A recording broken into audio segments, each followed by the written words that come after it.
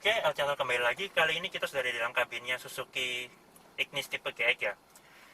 Cuma ini kita dapatnya yang manual. Nah, ini yang unik karena biasanya yang dites itu yang AMT, sekarang kita coba yang manual. Kemudian ini dapatnya yang sebelum facelift, cuma dari mesin sama suspensi itu masih sama, jadi masih bisa kita tes.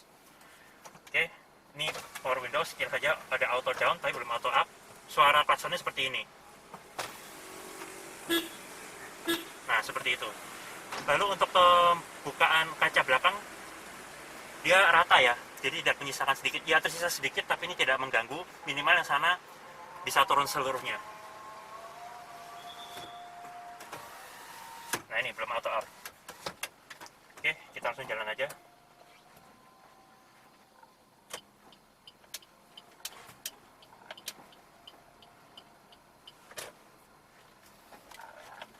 Oke, yang pertama kali mau saya coba ada transmisinya. Sekarang pakai manual, AC saya matikan. Saya masuk gigi 1, kita coba ya tarikannya. Jadi napasnya cukup panjang. Ketika gigi 1 itu mencapai 3000 rpm, kecepatannya kita lihat ya, dia mencapai berapa kilometer per jam. Nah. Ya, jadi 20 km per jam tercapai di RPM 3000 lebih sedikit, seperti itu.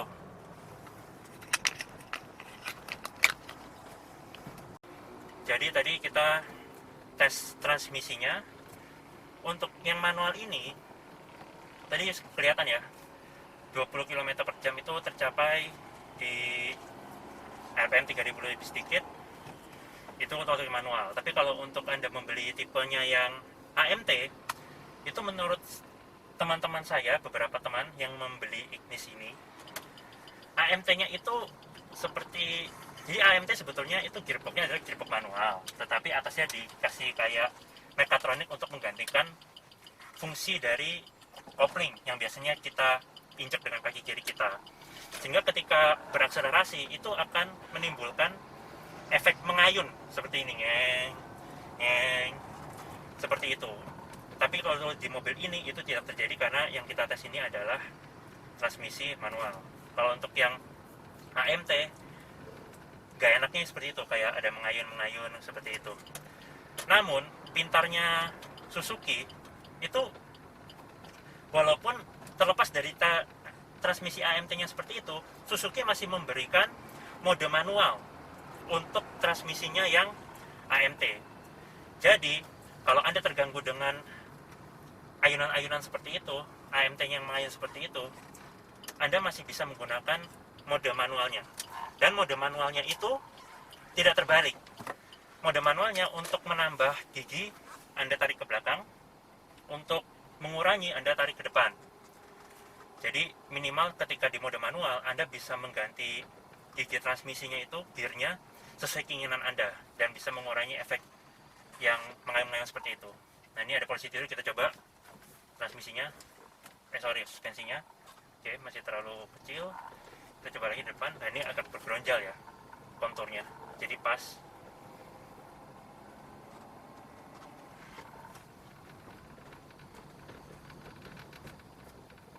Nah, itu di depan ada lagi, kita coba.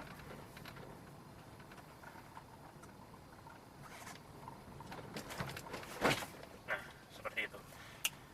Oke, saya sudah bisa menyimpulkan. Jadi Ignis ini dia suspensinya memang agak keras sedikit, tapi itu juga bukan salah Suzuki, karena mengingat Ignis ini adalah mobil SUV kecil sebetulnya. Sebutannya adalah urban SUV dengan ground clearance-nya mencapai 180 mm. Dan itu tidak bisa dibilang rendah ya untuk mobil kompak ini, sekecil ini. Jadi kalau Suzuki memberikan setting suspensi yang terlalu empuk, itu bisa menyebabkan kelimbungan.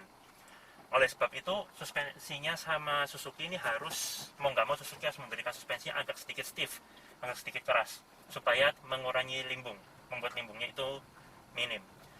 Namun, terlepas dari suspensi yang keras itu, sebetulnya kerasnya itu masih dalam tahap yang nyaman. Jadi ini masih nyaman juga sebetulnya, walaupun keras, tapi tidak sampai mengganggu yang membuat Anda sangat tidak nyaman. Walaupun di kontur jalannya agak rusak ini Anda merasa jiggling, tapi itu masih dalam tahap normal, nyaman. So, kesimpulannya untuk urusan suspensi, Suzuki ini berhasil menyetingnya itu pas. Untuk safety, supaya tidak limbung, dia bikin agak keras, tapi kerasnya ini, itu tidak sampai membuat tidak nyaman. Good job Suzuki. Kemudian untuk handling, nah, kita coba. Kalau suspensi keras, seharusnya handlingnya itu cukup baik. Ya, untuk handling, dia masih memadai, dia cukup baik, walaupun tidak terlalu sigap-sigap kayak gimana, yang sampai tajam sekali enggak, tapi ini sudah cukup nurut. Nah, Anda gerakan sedikit dia sudah langsung responsif, respons dirinya cukup positif untuk mobil ini. Untuk kekedapan kabin, mobil ini kekedapan kabinnya cukup baik, seperti yang Anda lihat seperti ini, seperti yang Anda dengar. Untuk suara mesin akan terdengar di RPM. Nah, mulai 2500 suara mesin itu sudah mulai terdengar. Jadi kekedapannya ini untuk suara dari luar itu cukup peredaman, cukup bagus.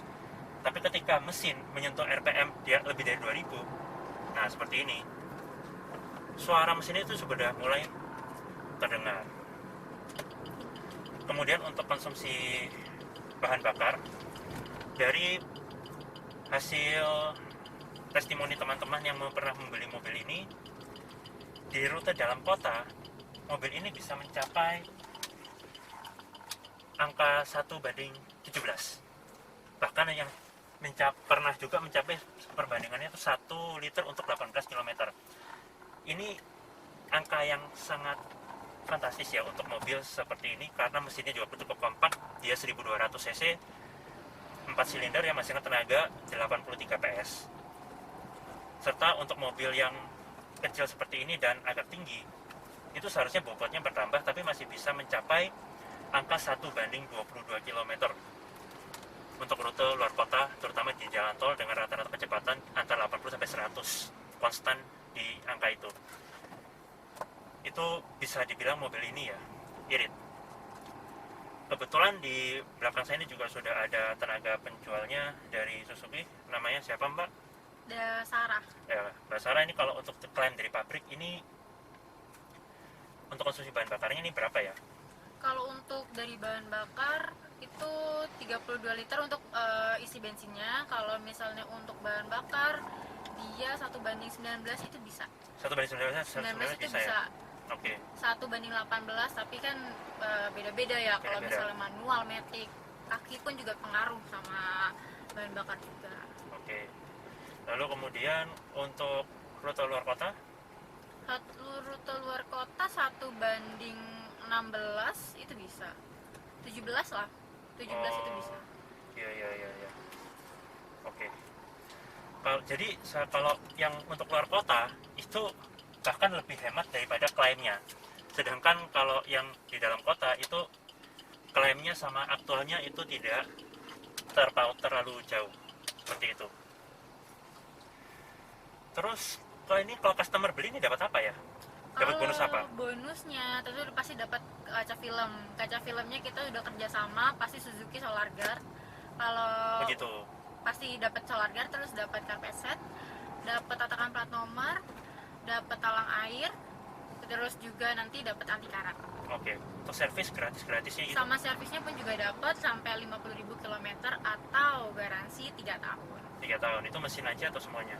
Itu nanti ada bagian-bagian free-nya, itu ada free oli sama free oli gasket juga. Oke. Oh ya, saya lupa bilang, gini, mobil ini untuk sekelas city car seperti ini, itu kalau Anda membeli tipe GX, itu Anda mendapatkan lampu LED projector. Jadi di malam hari, seharusnya ini pencahayaannya sangat bagus ke depan. Itu value for money yang baik ya, mengingat mobil ini harganya juga tidak terlalu mahal. Di kelas ini juga dia mendapatkan headlamp-nya LED projector yang bisa menerangi sampai jauh. Itu value for money yang baik. Dan untuk mobil tes kita kali ini, Anda melihat di sekeliling jok ini itu kelihatan seperti kulit. Cuma nanti ketika Anda beli itu bukan kulit, Anda dapatnya yang fabric. Jadi ini patut digarisbawahi ya, supaya tidak salah paham. Lalu untuk harganya, harga berapa? Harga, kalau untuk harga sendiri terbaru mulai September 2020 itu Suzuki Ignis yang tipe GL 179.500. Kalau yang Matic GL-nya 189.500. 189.500. Kalau yang GX? Kalau yang GX manualnya 197.500, kalau yang GX Matic-nya 207. Itu mulai harga per launching Ignis terbaru. 207 lebih dikit ya? 207. 207 pas? Pas. Oke. Jadi untuk harga 200 juta lebih sedikit, secara kesimpulan Anda akan mendapatkan dari yang kita bilang, ya transmisi AMT-nya yang bagi sebagian orang kalau belum terbiasa mungkin agak sedikit terganggu, agak mengayun-mengayun begitu. Kemudian, tapi itu bisa diobati, diperbaiki dengan mode manualnya dari Suzuki yang ada di transmisinya kalau Anda membeli yang AMT. Kemudian untuk suspensinya di rentang harga situ dia juga sudah cukup nyaman, walaupun dia harus disetting agak stiff sedikit karena ground clearance mobil ini tinggi, sehingga kalau dibuat terlalu empuk dia bisa limbung. Nah, bicara dengan ground clearance yang tinggi, mobil ini dia namanya adalah urban SUV.